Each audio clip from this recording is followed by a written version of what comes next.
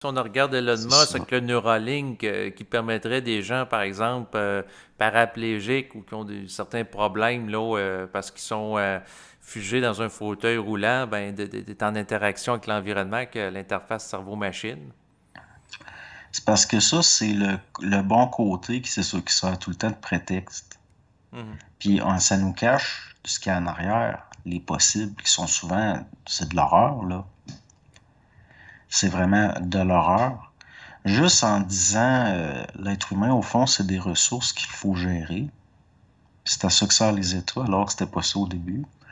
Juste ça, le gars qui a écrit le film Soleil Vert, son scénario était écrit, Mhm. avec les loaders qui tassent le monde comme de la neige. Mhm. On s'en va vers une déshumanisation. C'est-à-dire, l'être humain, il oublie, il sait pas il est qui, fait qu'il oublie. Dans le sens, il y a des choses qu'il voit plus. Pourquoi? Parce que c'est une autre mémoire qui vient remplacer ça. Tu sais, mais il reste que ça peut pas faire autrement. Il va y avoir des dérives. Puis même jusqu'à un certain point, je m'oppose pas. Parce que l'être humain, de la façon qu'il, il faut qu'il dérive pour se remettre droit. Puis là où il faut qu'il y ait des chiens de garde, Mhm. de ceux qui comprennent ces jeux-là, c'est au niveau de certaines limites qu'il faut pas franchir à cause de l'irréversibilité. Il y a certaines affaires, si on franchit ça, après, on peut plus revenir en arrière. C'est-à-dire, si on se met à permettre de modifier l'ADN humain, puis finalement, après, on arrive à une limite où tout le monde a un ADN modifié, la limite est franchie, on peut plus revenir en arrière.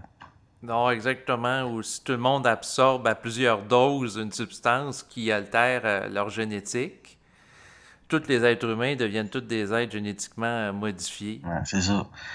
Puis qu'est-ce qui va monter en flèche? Le prix du sperme à Renan Angélil? Parce qu'il n'était pas modifié? Ben oui, parce que ça devient un élément à ce moment-là qui est rare, qu'on peut plus Ouais. retrouver, ce qui donne une valeur qui va grandir avec le temps. Ben, tous les mégalomanes, ils font geler le sperme. Il y a Jeffrey Epstein, il a fait je sais pas combien qu'il en avait de... Mhm. Les mégalomanes, eux autres, là, il y a quelque chose comme ça chez l'être humain. Si tu regardes les oiseaux, il y a certains types d'oiseaux, dès que l'oiseau va sortir de sa coquille, il va essayer de jeter les autres oiseaux en bas du nid. L'être humain, il est comme ça. Et puis, il y a un fond comme ça. C'est la base de sa programmation animale planétaire. C'est-à-dire que on vit dans un monde de compétitivité, même au niveau de l'ADN, mais c'est inconscient. Oui, mais ça donne ça place sur une forme de darwinisme social, ce que certains vont parler. Ben oui. Fait que là, l'affaire, c'est que le plus fort, c'est pas nécessairement le plus sain. Puis le plus intelligent vibratoirement.